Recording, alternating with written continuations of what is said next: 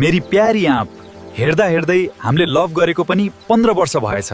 अब हाम्रो यो मायालाई नयाँ रूप दिने बेला आएको छ। अब हामीले बिहे गर्न पर्छ। पर्सि माथि मन्दिरमा आऊ अनि बिहे गरौँला। हस् आलु।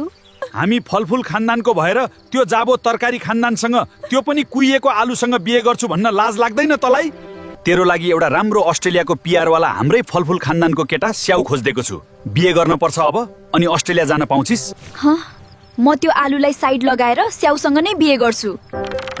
आहा, आज त मेरो र आँपको बिहेको दिन। हाम्रो 15 वर्षको प्रेम आज सफल हुने भयो।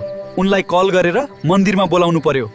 ओए आँप, म दुलाको कपडा लाएर रेडी भइसकेँ। माथि मन्दिरमा आऊ त, सिन्दुर हल्दी हाल्छु। हेलो, तपाईँ को हो? म चिन्दिन। रङ नम्बर पर्यो होला दाइ। म चिन्दिन। रङ नम्बर पर्यो होला दाइ।